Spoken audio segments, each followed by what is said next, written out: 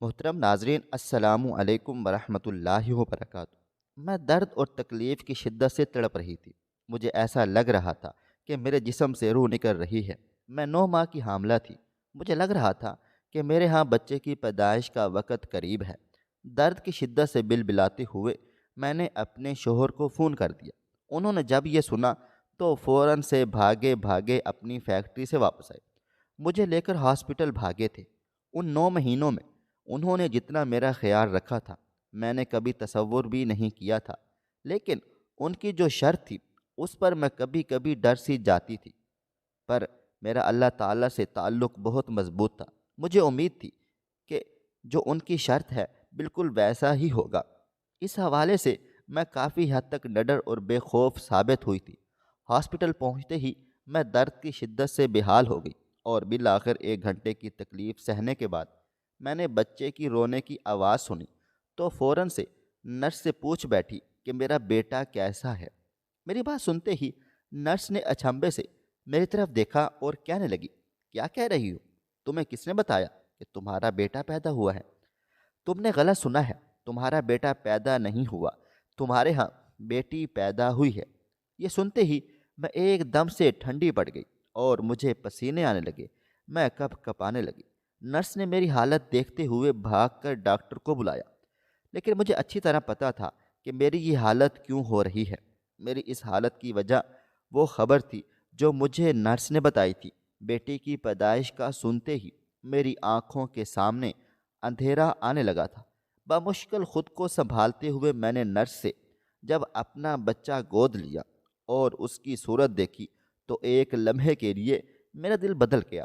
وہ سارے خدشات جو اسے گود میں لینے سے پہلے میری آنکھوں کے سامنے گھوم پھر رہے تھے ایک دم سے ہوا ہو گئے اور میں ماں کی ممتا سے لبریز ہو کر اس سے چومنے لگ گئی تھی۔ اسی دوران کمرے کا دروازہ کھلا اور میرے شوہر اندر داخل ہوئے۔ میرے ہاتھ میں موجود ننھا سا وجود دیکھ کر بے تحاشا خوش ہوئے اور نرس سے پوچھنے لگے، میرا بیٹا تو ٹھیک ہے نا؟ نرس نے انہیں بھی حیرت سے دیکھا اور پھر انہیں جو خبر سنائی، میں نے اس خبر کے سننے تک اپنی آنکھیں بند کر لیں۔ میرا دل بری طرح دھڑک رہا تھا کہ نہ جانے میرا شوہر کا کیا رد عمل ہوگا۔ ویسے بھی میری زندگی آسان نہیں تھی۔ اب اللہ تعالیٰ نے ایک اور آزمائش میری جھولی میں ڈال دی تھی۔ اس آزمائش پر میں نے تو لبیک کہہ دیا تھا، لیکن میرے شوہر کے حوالے سے میں ابھی کچھ بھی نہیں کہہ سکتی تھی۔ 9 ماہ کے عرصے میں انہوں نے تو مجھے اپنا بہترین اخلاق دکھایا تھا، لیکن اب جب ان کی خواہش کے مطابق میں انہیں بیٹا نہیں دے سکی تھی تو ان کا کیا رد عمل ہوگا، اس بات کا مجھے قطعاً بھی کوئی اندازہ نہیں تھا۔ لرزتی پلکوں کے ساتھ میں نے جیسے ہی آنکھیں کھول کر اپنے شوہر کی طرف دیکھا تو ان کے چہرے کے تاثرات دیکھ کر میں ایک دم سے دنگ رہ گئی تھی۔ اس سے پہلے کہ میں ان سے کچھ کہتی، انہوں نے ایک ایسی بات کہی جسے سن کر میرے پیروں تلے سے زمین نکل گئی اور میں پھٹی پھٹی نگاہوں سے ان کی طرف دیکھ کر رہ گئی تھی۔ بھلا ایسے کیسے ہو سکتا تھا؟ میں نے کبھی سوچا بھی نہیں تھا۔ انہوں نے اپنی زبان سے جو الفاظ نکالے تھے وہ الفاظ مجھے پتھر کر دینے کے لیے کافی تھے۔ ایسے موقع پر تو عورت کو اپنے شوہر کی شدید ضرورت ہوتی ہے، لیکن میرے شوہر نے کیا کیا تھا میں نے کبھی تصور بھی نہیں کیا تھا۔ مجھے لگا تھا کہ میری زندگی ایک پل کے لیے رک سی گئی ہے۔ میرا دماغ معاف ہونے لگا اور ہاسپٹل کا وہ کمرہ شدید زلزلوں کی زد میں تھا۔ میرا سر چکرانے لگا۔ میں نے اپنے چکراتے سر کو کانپتے ہاتھوں کے ساتھ تھاما اور آنکھیں بند کر لی۔ آنسو پلکوں کی باڑ توڑ کر میرے گالوں پر بہہ نکلے تھے۔ ان کے الفاظ نے مجھے پتھر کر دیا تھا اور میں وہیں اپنی جگہ جم سی گئی۔ ان کے الفاظ الفاظ نہیں تھے بلکہ انگارے تھے جنہوں نے میرے پورے وجود کو آگ کی لپیٹ میں لے لیا تھا اور میرا جسم پوری طرح جھلس رہا تھا۔ بھلا وہ ایسے کیسے کر سکتے تھے؟ کیا ان کا دل نہیں لرزا تھا؟ کیا ان کا دل نہیں کانپا تھا؟ میں بند آنکھوں کے ساتھ اور کانپتے وجود کے ساتھ یہی سوچ کر رہ گئی تھی۔ میرا ذہن 1 سال پیچھے کی طرف سفر کرنے لگا اور میں یہ سوچنے لگی کہ یہ سفر شروع کہاں سے ہوا تھا۔ آج سے 20 سال پہلے محمود صاحب اور جہاں آرا کے ہاں ایک بیٹی نے جنم لیا۔ اس بدقسمت بیٹی کا نام حور جہاں تھا، یعنی کہ میں بہت زیادہ خوبصورت تھی۔ جو بھی مجھے دیکھتا تو دوسری نظر ڈالے بغیر نہ رہ پاتا، بلکہ دیکھتا ہی رہ جاتا۔ میری من مونی سی صورت ہر کسی کا دل موہ لیتی۔ میں اپنے والدین کی اکلوتی بیٹی تھی، اس لیے پیار محبت بھی بہت وصول کیا۔ گھر بھر کی لاڈلی تھی، ہر کوئی مجھ سے محبت کرتا، لیکن مجھے کیا پتہ تھا میں جتنی محبت بچپن میں سمیٹ سکتی ہوں سمیٹ لوں، کہ اس کے بعد میری زندگی میں نفرت ہی لکھ دی گئی تھی۔ میں اچھی خاصی تھی، ایک مکمل انسان تھی، لیکن پھر ایک حادثے نے مجھے سر سے پیر تک بدل کر رکھ دیا تھا۔ میں چھت پر بچوں کے ساتھ کھیل رہی تھی۔ اس وقت میری عمر 10 برس تھی۔ امی ابو ویسے تو مجھ سے اتنی محبت کرتے تھے کہ کبھی مجھے اکیلا نہ چھوڑتے تھے، لیکن اس روز انہوں نے ایک ضروری کام سے جانا پڑا تھا اور انہوں نے مجھے پڑوسن کے حوالے کیا ہوا تھا۔ وہ پڑوسن اپنی بیٹی کے حوالے سے جب مجھے دیکھتی تو اکثر کوئی نہ کوئی بات ایسی کر جاتی کہ جس کے بعد میں شدید بیمار پڑ جاتی۔ یعنی یہ کہہ سکتے ہیں کہ اس پڑوسن کی زبان کالی تھی، وہ جس کے بارے میں جو کہتی وہ ویسا ہی ہو جاتا۔ امی ابو نے مجبوری کی حالت میں مجھے اس کے پاس چھوڑا تھا۔ وہ مجھے اپنے ساتھ نہیں لے کر جانا چاہتے تھے۔ 1 گھنٹے کا کہہ کر وہ گئے ہوئے تھے، لیکن اس 1 گھنٹے نے میری پوری زندگی بدل کر رکھ دی تھی۔ میں چھت پر ان بچوں کے ساتھ کھیل رہی تھی کہ ان کی بیٹی جو عمر میں مجھ سے 3 سال بڑی تھی، اس نے کھیل ہی کھیل میں مجھے زور سے دھکا دے دیا تھا اور میں دھان پان سی ہو کر اپنا وزن برقرار نہیں رکھ سکی تھی اور توازن کھو بیٹھی۔ اس زور سے ان کی چھت سے نیچے گری کہ اپنا پاؤں تڑوا بیٹھی۔ اسی وقت میرے والدین وہاں مجھے لینے آئے۔ انہوں نے جب میری یہ حالت دیکھی تو ان کے اوسان ہی خطا ہو گئے تھے۔ فوراً سے مجھے لے کر ہاسپٹل بھاگے۔ ان کے گھر زمین کے گھر تھے، لیکن چھت کافی اونچی تھی۔ مجھے ایسا لگا تھا جیسے میری موت کا وقت اس وقت قریب ہے۔ میں پورے 3 دن بے ہوش رہی تھی۔ سر میں چوٹ لگنے سے تو اللہ تعالیٰ نے بچا لیا تھا، لیکن میرے پاؤں کی ہڈی ٹوٹ کر بکھر گئی تھی۔ میں ہمیشہ کے لیے لنگڑی ہو گئی تھی۔ اس پڑوسن کی زبان سچ ثابت ہو گئی۔ جب اس نے مجھے گرتے دیکھا تو والدین کو حوصلہ دیتے ہوئے یہی کہا تھا کہ شکر ہے کہ آپ کی بیٹی بچ جائے گی، کہ چھت اتنی اونچی نہیں ہے۔ ہاں یہ ضرور ہے کہ کہیں وہ لنگڑی نہ ہو جائے، اس میں کوئی نقص پیدا نہ ہو۔ اور ایسا ہی ہوا تھا۔ میرے والدین حد درجہ دل برداشتہ ہوئے اور اسی بات کو میری ماں نے صدمہ لے کر خود کو بیمار کر لیا تھا۔ میں چھوٹی تھی، انہیں سمجھا نہیں سکتی تھی۔ انہوں نے اس بات کا کافی اثر لے لیا اور خود کو قصوروار ٹھہراتی کہ کاش اس دن مجھے پڑوسن کے گھر نہ چھوڑتے تو میرا پاؤں سلامت ہوتا اور میں لنگڑی ہونے سے بچ جاتی۔ لیکن یہ تو قسمت کا لکھا تھا، جو لکھا تھا وہ ہو کر رہنا ہی تھا۔ کسی کے چاہے نہ چاہنے سے بھلا کیا فرق پڑتا تھا۔ ابو نے امی جان کو حوصلہ دیا تو تھا، کہتے تھے شکر کرو تمہاری بیٹی بچ گئی ہے، لیکن امی خود کو قصوروار ٹھہراتے ٹھہراتے اس دنیا سے رخصت ہو گئی اور میں یتیم ہو گئی۔ ماں کا آسرا سر سے اٹھا تو والد بالکل بے بس اور مجبور ہو گئے۔ میں بستر پر پڑ گئی تھی۔ ڈاکٹر نے کہا تھا کہ مجھے چلنے پھرنے میں 5-6 سال لگ جائیں گے۔ ایسے وقت میں ابا کو رشتہ داروں نے مشورہ دیا کہ دوسری شادی کر لو، تم اکیلے اپنے کام کو دیکھو گے یا پھر اپنی لنگڑی بیٹی کو سہارا دو گے۔ یہ بات ابا جان کے دل پر جا لگی۔ انہوں نے میری خاطر دوسری شادی کی تھی، لیکن انہیں کیا پتہ تھا کہ دوسری شادی میرے لیے وبال جان بن جائے گی اور میری ستیلی ماں کسی جلاد سے کم ثابت نہ ہوگی۔ انہوں نے شروع میں تو مجھ سے بہت پیار محبت جتائی، لیکن آخر کار وہ بیزار ہو گئیں۔ انہوں نے دولت کے لیے ابو جان سے شادی کی تھی۔ وہ طلاق یافتہ تھیں، ان کی کوئی اولاد نہ تھی۔ اپنی لمبی زبان کی بنا پر انہیں طلاق ہوئی تھی۔ ابو جان نے تو مجبوری میں ان سے شادی کی تھی کہ شاید وہ اپنی گزری زندگی سے سبق حاصل کر کے سدھر جائیں گی، لیکن ایسا نہ ہو سکا تھا اور اب ابو جان کے ساتھ ساتھ میری زندگی بھی عذاب سے دوچار ہو گئی تھی۔ شروع میں تو وہ ہمارے ساتھ بہت بہتر انداز میں رہی، لیکن ستیلی ماں پھر ستیلی ہوتی ہے۔ اس نے رنگ ڈھنگ دکھانے شروع کر دیے تھے۔ ابو کے سامنے وہ بہت محبت سے پیش آتی، لیکن ابو جان کے جاتے ہی وہ مجھے زور زبردستی گھر کے کام کاج کرواتی، حالانکہ اسے یہ بات معلوم تھی کہ ڈاکٹر نے مجھے ٹھیک ہونے میں 3-4 سال کا وقفہ بتایا ہے، اور ان سے ان 3-4 سال کے وقفے کے دوران مجھے زیادہ سے زیادہ آرام کرنا چاہیے تھا۔ لیکن سگی ماں کے مرنے کے بعد کیسا آرام اور کیسی راحت، سب کچھ ملیا میٹ ہو چکا تھا۔ میں اب ہر وقت روتی رہتی، ابو کو کچھ نہیں کہہ سکتی تھی کہ وہ امی جان کے جانے کے بعد بہت دکھی ہو گئے تھے، زیادہ تر اپنے کاروبار میں ہی مصروف رہتے، میرے پاس صرف اللہ کا ہی آسرا تھا۔ اسی دوران ابو کو بیرون ملک نوکری کے لیے کمپنی کی طرف سے جانا پڑا، اور 2 سال کا عرصہ کہہ کر وہ وہاں 5 سال رہے تھے۔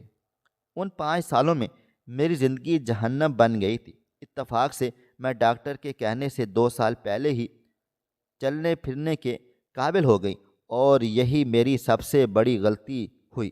ستیلی ماں نے سمجھا کہ اب میں بالکل ٹھیک ٹھاک ہو گئی ہوں۔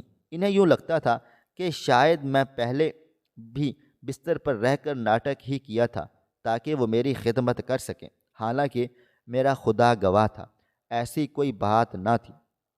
اب انہوں نے مجھ سے پر ظلم کے پہاڑ توڑنا شروع کر دیے۔ میری پڑھائی تو دھری کی دھری ہی رہ گئی۔ میں اس وقت 14 برس کی ہو چکی تھی۔ انہوں نے ہر ممکن حد تک مجھ پر ظلم کے نئے نئے طریقے آزمانا شروع کر دیے تھے۔ وہ شدید سردی میں مجھے برآمدے میں ٹھنڈے پانی سے برتن دھونے کو کہتی، یہاں تک کہ رات کی ٹھنڈی ٹھار برفیلی ہواؤں میں مجھے صحن دھونے کا کہتی۔ میں ان کی عجیب و غریب فرمائش پر حیران و پریشان رہ جاتی، اور پھر آنکھوں میں آنسو لیے لنگڑاتے قدموں کے ساتھ ان کی خواہش پوری کرتی تھی۔ مجھ پر ذرا برابر بھی رحم نہ آتا، اور انہی لنگڑاتے قدموں کے ساتھ میں گھر کا ہر ایک کام کرتی، لنگڑا لنگڑا کر جھاڑو نکالتی، پوچھا کرتی، یہاں تک کہ انہوں نے مجھ سے کپڑے بھی دھلوائے۔ نہ صرف کپڑے دھلوائے بلکہ مجھے یہ حکم بھی صادر کر دیتی کہ صرف کپڑے دھونے ہی نہیں ہوتے، بلکہ جا کر چھت پر پھیلا کر بھی آ جاؤ۔ میں تمہارے باپ کی نوکر نہیں ہوں، نہ یہاں مفت کے نوکر رکھے ہوئے ہیں۔ گھر بیٹھ کر روٹی توڑنے سے تو لاکھ بہتر ہے کہ ہاتھ پاؤں ہی چلا لو۔ کیا بتا اسی وجہ سے تمہارا لنگڑا پاؤں ٹھیک ہو جائے اور اسے یاد آ جائے کہ مجھے کس طرح چلنا ہے۔ جب وہ میرا اس طرح تمسخر اڑاتی تو میرا دل خون کے آنسو روتا، اور میں پوری رات اپنی ماں کی تصویر اپنے سینے سے لگائے روتی رہتی تھی کہ یا اللہ، میرے حالات کب بدلیں گے، یا مجھے ستیلی ماں کے ظلم و ستم سے کب نجات ملے گی۔ وہ اکثر اوقات مجھے ایک ہی بات کہا کرتی کہ تو لنگڑی ہے اور تیرے نصیب میں لنگڑا کر چلنا ہی لکھا ہے، میرے گھر کے کام کرنا لکھا ہے، تو میرے گھر کی نوکرانی ہے۔ اس بات کو اپنے ذہن سے نکال کر پھینک دے کہ تو اس گھر میں پرائی ہے۔ اس گھر کو اپنا سمجھ کہ تجھ لنگڑی سے کوئی شادی نہیں کرے گا اور تو یہاں ہی رہے گی۔ اسے اچھا ہے کہ تو ابھی سے یہ حقیقت قبول کر لے کہ تیری شادی کبھی نہیں ہو سکتی ہے۔ لوگ اچھے خاصوں کو ٹھکرا دیتے ہیں، پھر تو لنگڑی ہے، تیرے اندر تو ایک عیب موجود ہے، تجھے کون بیانے آئے گا؟ چپ چاپ یہاں کے کام کیا کر۔ تیری قسمت میں اللہ تعالیٰ نے یہی لکھ رہا ہے کہ تو میری غلامی کرے۔ میں ان کی باتوں پر بلک بلک کر رو دیتی، اور وہ میرے رونے پر بھی میرا مذاق بناتی، کہتی کہ تجھے آئینہ دکھاتی ہوں تو روتی ہے، تجھے کیا اپنی شکل سے اتنی نفرت ہے؟ ان کی بات سنتے ہی میں اپنے کمرے میں چلی جاتی اور زاروں قطار رو رو کر پورا دن نکال دیتی کہ یا اللہ، اب تو میری مدد کر سکتا ہے۔ اور اس دنیا میں میرا واحد سہارا میری ماں تھی، جو اس دنیا سے رخصت ہو گئی تو ایسا لگا کہ تمام لوگ بدل گئے ہیں۔ یہاں تک کہ والد صاحب بھی جب فون کرتے تو ستیلی ماں مجھ سے بات تک نہ کرواتی تھی، بلکہ کہہ دیتی کہ وہ سو رہی ہے، یا کھانا کھا رہی ہے، یا کہیں گئی ہوئی ہے۔ حالانکہ خدا گواہ تھا، میں گھر کے کاموں میں مصروف رہتی تھی، نہ کہیں آنا جانا تھا اور نہ مجھے آرام نصیب ہوتا تھا۔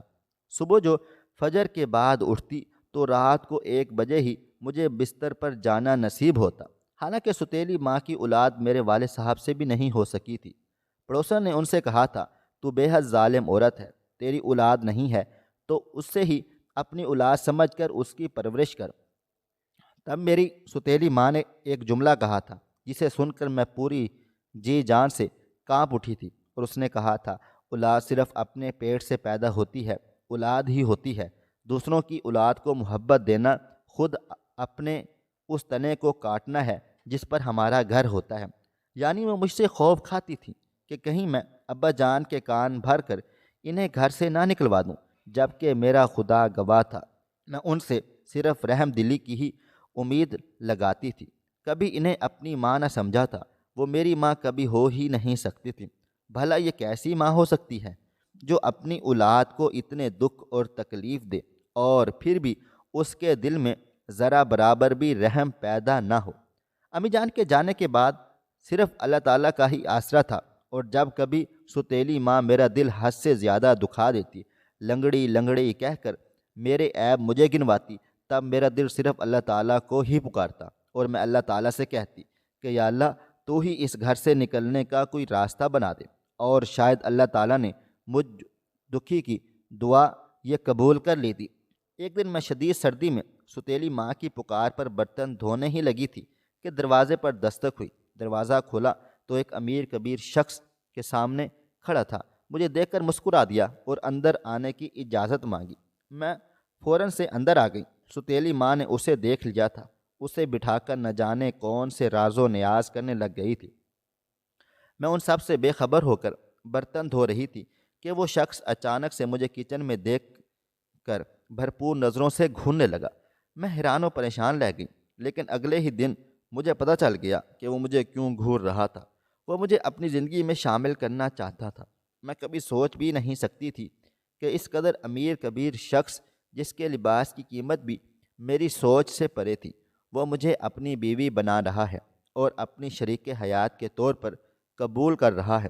میں اللہ تعالیٰ کے حضور سجدے میں گر گئی تھی کہ لنگڑی ہونے کے باوجود بھی اس نے میری دعا قبول کر لی تھی۔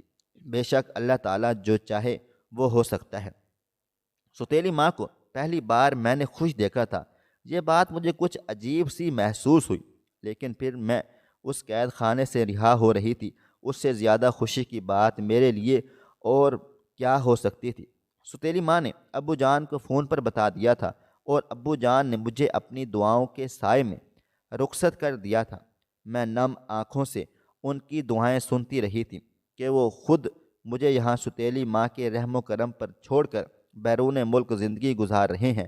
مجھے ان سے بے حد گلے شکوے تھے، لیکن میں آخر کار ان کی دہلیز چھوڑ کر اس امیر کبیر شخص کے گھر پر آ گئی تھی۔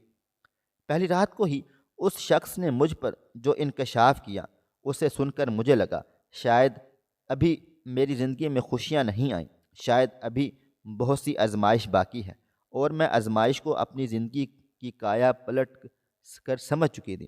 آنسوؤں کے ساتھ میں نے اس غم کو بھی اپنے دل میں اتار لیا تھا۔ اگر ایسا ہے تو ایسا ہی صحیح۔ میرے شوہر نے، جو کافی امیر کبیر تھے، جن کی ایک بہت بڑی کوٹھی تھی، انہوں نے مجھ پر انکشاف کیا تھا کہ میں نے اولاد کے لیے تم سے شادی کی ہے، اور تمہاری ستیلی ماں کو تم سے شادی کرنے کے عوض پیسے بھی ادا کر دیے ہیں۔ اس نے مجھ سے منہ مانگی رقم لی تھی، اور میں نے اسے رقم دے دی ہے۔ اب تمہارا فرض بنتا ہے کہ تم نہ صرف مجھے اولاد کی خوشخبری دو گی، بلکہ تم یہ بھی یاد رکھو کہ مجھے بیٹے کی خوشخبری چاہیے۔ پہلی رات ہی ان کی خواہش کا حکم سن کر میں اپنی پوری جی جان سے کانپ گئی۔ اس وقت میری عمر 19 برس تھی، یعنی پورے 5 برس ستیلی ماں کی قید میں گزارنے کے بعد مجھے آزادی ملی تھی۔ تو مجھے ایسا لگا تھا جیسے میں دیو کی قید میں آ گئی ہوں، جو صرف اس شرط پر میرے نان و نطفہ کی ذمہ داری قبول کرے گا کہ جب میں اسے بیٹے کی خوشخبری دوں گی۔ میں نے قسمت کی ستم ظریفی کو پر بھی اپنا سر جھکا دیا، اور اللہ تعالیٰ سے دل ہی دل میں دعا مانگنے لگی کہ یا اللہ، تو اس بار مجھے رسوا نہ کرنا، تیری یہ بندی اب مزید آزمائش سہنے کے قابل نہیں رہی۔ لیکن اللہ تعالیٰ کہ شاید میں انتہائی پسندیدہ بندی تھی، اسے اس طرح مجھے خود سے روتے تڑپتے دیکھنا، دعا مانگنا بہت پسند تھا۔ شاید اس لیے اس نے میری چادر میں بہت ساری آزمائشیں لکھ کر رکھی ہوئی تھی۔ ان میں سے ایک آزمائش یہ تھی جو مجھے شادی کے بعد سہنی تھی۔ 1 مہینے کے بعد ہی مجھے خوشخبری ملی کہ میں امید سے ہوں۔ میرے شوہر نے جب یہ سنا تو خوشی سے پاگل ہو گئے تھے، اور میرے سامنے ہی فون کر کے میری سوتن کو بتا دیا کہ دیکھا، تم مجھے اولاد کی خوشخبری نہیں دے سکی تھی، کمی تم میں ہی تھی، مجھ میں نہیں۔ اب میں ایک بیٹے کا باپ بنوں گا اور تم دیکھتی ہی رہ جاؤ گی۔ ان کی یہ بات سنی تو میں پوری جان سے کانپ اٹھی کہ بیٹے کی رٹ لگائے بیٹھے ہیں، اگر بیٹی پیدا ہو گئی تو کیا ہوگا؟ 9 ماہ کا پورا عرصہ میرے شوہر کا رویہ مجھ سے بدل گیا تھا۔ وہ امیر کبیر شخص جس کے غرور و تکبر کا کوئی پیمانہ نہیں تھا، میں نے جب اسے اولاد کی خوشخبری دی تھی تو وہ دل و جان سے میری خدمت کرنے لگا تھا۔ یہ 9 ماہ میری زندگی کے خوبصورت ترین دن تھے۔ اس نے مجھے پیار محبت بھی دیا، عزت بھی دی، اور میرا خوب سارا خیال بھی رکھا تھا۔ مجھ لنگڑے کی قسمت جب بدلی تو ان 9 ماہ میں نے اپنی ساری زندگی جی لی تھی۔ مجھے ایسا لگا تھا اب میری کوئی اور خواہش باقی نہیں رہی، کہ اللہ تعالیٰ مجھے اولاد کی نعمت سے بھی نواز رہا ہے۔ میرا شوہر بھی مجھ سے محبت کرتا ہے، اس سے زیادہ مجھے بھلا اور کیا چاہیے تھا؟ لیکن زندگی میں میری اس خوش فہمی پر دور کھڑے مسکرا رہی تھی اور کہہ رہی تھی کہ حور جہاں، ابھی تھوڑا ٹھہر جاؤ، ابھی تمہاری زندگی میں ایک اور آزمائش باقی ہے۔ اور یہ آزمائش مجھے اس وقت پتہ چلی جب نرس نے مجھے بیٹے کی بجائے بیٹی پیدا ہونے کی خوشخبری سنائی تو میں دنگ رہ گئی، لیکن جیسے ہی اپنی بیٹی کو گود میں لیا تو ساری تکلیف بھول گئی۔ وہ بہت پیاری اور خوبصورت سی معصوم سی تھی۔ شوہر نے جب کمرے میں قدم رکھا اور نرس سے یہی سوال کیا جو تھوڑی دیر پہلے میں نے پوچھا تھا، تو اس نے میرے شوہر کی غلط فہمی دور کی اور کہنے لگی کہ آپ کے ہاں بیٹا نہیں، بیٹی پیدا ہوئی ہے۔ یہ سنتے ہی میرے شوہر نے جو الفاظ کہے تھے وہ میرے لیے ناقابل قبول تھے۔ انہوں نے یہ خوشخبری سنتے ہی اپنی بیٹی کو ہاتھ میں لینا گوارا تک نہ کیا، بلکہ مجھے کہا کہ تم بھی میری خواہش پوری کرنے میں ناکام رہی ہو۔ مجھے بیٹا چاہیے تھا، لیکن تم نے بیٹی پیدا کر لی ہے۔ اب میرا اور تمہارا ساتھ یہیں تک تھا۔ ویسے بھی معاہدے کے مطابق میں نے تمہاری ماں کو پیسے ادا کر دیے تھے۔ اب میں مکمل طور پر اختیار رکھتا ہوں کہ تمہیں اپنے ساتھ گھر لے جاؤں یا تمہیں یہاں سے جانے کا کہہ دوں۔ تم یہاں سے دوبارہ اپنے گھر لوٹ جاؤ، میں تمہیں اپنے گھر نہیں لے کر جا سکتا ہوں۔ بیٹی پیدا کر کے تم نے بہت زیادہ بے عزتی کر دی، میں نے اپنی یہ انسلٹ برداشت نہیں کر سکتا ہوں۔ یہ کہتے ہی وہ مڑ گئے اور مجھے ہمیشہ ہمیشہ کے لیے چھوڑ کر چلے گئے تھے۔ انہوں نے یہ تک نہ سوچا کہ میں اپنی پیاری ننھی سی بیٹی کو لے کر کدھر جاؤں گی۔ تب مجھے یقین آ گیا کہ میں لنگڑی تھی اور میرے نصیب بھی ایسے ہی لنگڑے رہنے تھے۔ 9 مہینے کا عرصہ جو میں نے خوش ہو کر گزارا تھا وہ سب کچھ مٹی میں مل گیا۔ اب میری زندگی پہلے جیسی ہی ہو گئی تھی، لیکن اب میرے ساتھ میری بیٹی کا نصیب تھا۔ میں نے ہمت نہ ہاری اور اپنے آپ کو گھسیٹتے ہوئے اپنی ایک دوست کے گھر لے کر گئی تھی، جس سے میں کبھی کبھی اپنے دکھ سکھ بانٹ لیا کرتی تھی۔ اس نے مجھے اس حالت میں دیکھا تو بہت زیادہ روئی تھی۔ کہنے لگی، امی جان بتاتی تھیں کہ تم پر ستیلی ماں نے بھی اتنے ظلم و ستم کیے ہیں۔ وہ شادی کر کے کافی عرصہ بیرون ملک رہی تھی اور پھر میرا اس سے تعلق ٹوٹ گیا تھا۔ اب جب دوبارہ وہ یہاں پاکستان آئی تھی تو میں نے ان سے رابطہ کر لیا تھا۔ اس نے مجھے اس حالت میں دیکھا تو میری بہت زیادہ مدد کی تھی۔ پورے 4 مہینے میں اس کے گھر پر ایک مہمان کی طرح رہ رہی تھی۔ اس نے میری بہت زیادہ خدمت کی، مجھ پر پیسہ بھی خوب خرچ کیا، میری بیٹی پر بھی روپیہ پیسہ لٹایا، اور جب میں اس کی احسان مند ہوتی تو وہ کہتی، اللہ تعالیٰ نے مجھے تمہارے لیے چنا ہے، تم اس کی بندی ہو اور اس نے تمہیں میرا مہمان بنایا ہے، میں کیوں نہ اپنے مہمان کی خدمت کروں۔ جب 4 مہینے میں اس قابل ہو گئی کہ اس غم سے نکل آؤں اور اپنے لیے، اپنی بیٹی کے لیے خود کما کر کھا سکوں، تو میری دوست نے میری یہ درخواست سن کر احتجاج نہ کیا، بلکہ کہنے لگی، بہت اچھی بات ہے، تمہاری خودداری کو میں سمجھ سکتی ہوں، لیکن تم کبھی یہ گوارا نہیں کر سکتی کہ کسی اور کے در پر بیٹھ کر کھاتی پیتی رہو۔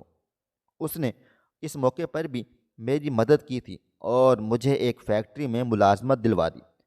میں اب دن رات وہاں کام کرتی، میری بچی میرے ساتھ ہی ہوتی، وہ بہت معصوم، بے زر اور صابرین بچی تھی، روتی تک نہ تھی۔ اسے پتہ تھا کہ میری ماں کے نصیب برے ہیں، میں رو رو کر اس کے دکھوں میں اور اضافہ کیوں کروں؟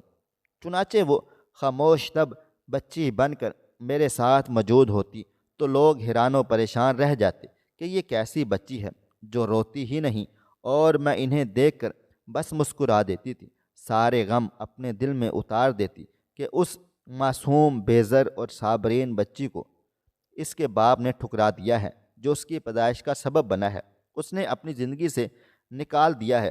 میری آنکھوں میں آنسو آ جاتے تھے، لیکن میں اپنے کام پر توجہ مرکوز رکھتی۔ اب میری بیٹی 3 سال کی ہو چکی تھی اور ان 3 سالوں میں بہت کچھ بدل گیا تھا۔ میں مضبوط ہو گئی تھی۔ اسی دوران مجھے راستے میں میرے شوہر کی کوٹھی میں کام کرنے والی ملازمہ مل گئی تھی، جس نے مجھے دیکھتے ہی پہچان لیا تھا، اور جو کچھ مجھے کہا تھا اسے سن کر مجھے اپنے رب کے انصاف پر یقین آ گیا تھا۔ اس نے مجھے بتایا کہ آپ کے جانے کے بعد صاحب کو کاروبار میں بہت نقصان ہوا، یہاں تک کہ انہیں اپنی حویلی بیچنی پڑ گئی، ان کی فیکٹریاں تباہ و برباد ہو گئیں، اب وہ ایک معمولی سی ملازمت کرتے ہیں۔ اس کی بات سن کر مجھے بہت زیادہ افسوس ہوا تھا۔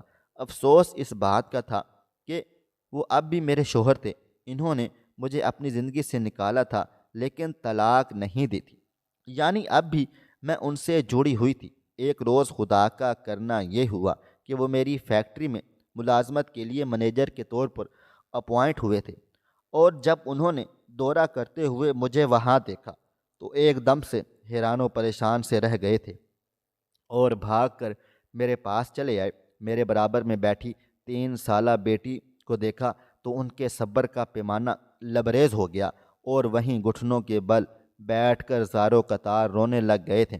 انہوں نے میری بیٹی کے سامنے باہیں پھیلائیں اور اسے اپنے سینے سے لگا لیا تھا۔ میری طرف دیکھ کر کہنے لگے، میں نے تمہیں بہت ڈھونڈا، یہاں تک کہ تم آج جا کر مجھے ملی ہو۔ میں نے اللہ کی ایک رحمت کو ٹھکرا دیا تو اللہ تعالیٰ نے مجھ سے میری ساری نعمتیں واپس لے لیں، یہاں تک کہ میری پہلی بیوی بھی مجھے چھوڑ کر چلی گئی۔ مجھے دور اندر دل میں کہیں امید تھی کہ تم مجھے ضرور ملو گی، اور آج تم مجھے مل گئی ہو۔ سچ کہوں تو جب سے تم مجھ سے الگ ہوئی ہو میں ایک پل کے لیے بھی سکون سے نہیں جی پاتا ہوں، بس ہر وقت اپنی بیٹی کو یاد کر کے روتا رہتا ہوں۔ میں نے اسے قبول نہیں کیا تھا لیکن میرا دل اسے قبول کر بیٹھا تھا۔ میرا دل اس کے جانے کے بعد مجھے اس بات کا یقین دلا بیٹھا کہ میں اپنی اولاد سے دور نہیں رہ سکتا، پر پانی سر سے اونچا ہو چکا تھا۔ میں نے خود اپنے ہاتھوں سے ہر چیز ملیا میٹ کر دی، اور جہاں تک کہ تم جیسی خوبصورت اور نیک دل کی لڑکی کو بھی میں نے اپنی زندگی سے نکال دیا، پھر بھلا میں کیسے خوش رہ سکتا تھا؟ اب بھی وقت ہے، میں سب کچھ ٹھیک کر سکتا ہوں۔ یہ الگ بات ہے کہ میرے پاس اب پہلے جیسی دولت نہیں رہی ہے، لیکن میرا دل بدل گیا ہے اور میری سوچ بدل گئی ہے۔ اولاد اولاد ہی ہوتی ہے، چاہے بیٹا ہو یا بیٹی۔ کیا تم میری زندگی میں دوبارہ واپس آنے کے لیے راضی ہو؟ میں اپنی زندگی کی اس کایا پلٹ پر بس حیران و پریشان رہ گئی تھی کہ جس شخص نے خود مجھے اپنے منہ سے اپنی زندگی سے نکل جانے کا کہا تھا، آج وہی شخص مجھ سے میری زندگی میں واپس آنے کے لیے بھیک مانگ رہا تھا۔ سچ کہوں تو میں بھی اب زندگی کی ستم ظریفی سے تھک گئی تھی، آرام کرنا چاہتی تھی، چند لمحے سکون کے گزارنا چاہتی تھی۔ میں نے دیکھ لیا تھا کہ میری شوہر کی آنکھوں میں ندامت ہے، شرمندگی ہے، اور یہ حقیقی ندامت تھی، اس میں کسی قسم کی کوئی بناوٹ نہ تھی۔ لہٰذا میں نے زندگی کے موقع کو غنیمت جانا اور در در کی ٹھوکریں کھانے سے بہتر یہی سمجھا کہ میں اپنے شوہر کے پاس واپس لوٹ جاؤں، کیونکہ اسی میں میری اور خاص طور پر میری بیٹی کی بھلائی تھی۔ جو اس کا باپ اس کے لیے فراہم کر سکتا تھا، اس کا باپ جو اس کا سائبان بن سکتا تھا، وہ کوئی اور کبھی بھی نہیں بن سکتا تھا۔ میرے لیے یہی سب سے بڑی نعمت میرے سامنے موجود تھی، جسے ٹھکرانا میرے لیے اب ممکن نہیں رہا تھا۔ چنانچہ میں نے ماضی کو بھلا کر انہیں معاف کر کے ان کی زندگی میں جانے کا فیصلہ کر لیا تھا، اور یوں خود کو بھی سکون پہنچایا اور انہیں بھی اپنی غلطی سدھارنے کا بھرپور موقع دیا۔ میری ستیلی ماں جو مجھے تانے دیا کرتی تھی اور ان کے تانے سن کر میں اللہ تعالیٰ سے جو دعا مانگا کرتی تھی وہ آج جا کر قبول ہوئی تھی، اور اس کے لیے میں اپنے رب کی بے حد شکر گزار تھی، جس نے دیر سے ہی صحیح لیکن میرے شوہر کا دل بدل دیا تھا۔ خواہش صرف اتنی ہے کہ کچھ الفاظ لکھوں جسے کوئی گمراہی کے راستے پہ جاتے جاتے رک جائے، اور نہ بھی رکے تو سوچ میں ضرور پڑ جائے۔ پیارے دوستو، امید کرتا ہوں کہ آپ کو یہ ہماری کہانی پسند آئی ہوگی۔ کہانی پسند آئی ہو تو ویڈیو کو لائک کریں، کومنٹس کریں، شیئر کرنا بالکل بھی نہ بھولیں، اور ہاں، اگر آپ لوگ اس چینل پر نئے ہیں تو اس چینل کو سبسکرائب ضرور کر لیں اور نوٹیفیکیشن کو ضرور دبا دیں تاکہ آنے والی کہانی سب سے پہلے آپ کو مل سکے۔ ملتے ہیں کل ایک نئی اور دلچسپ کہانی کے ساتھ۔ اللہ حافظ۔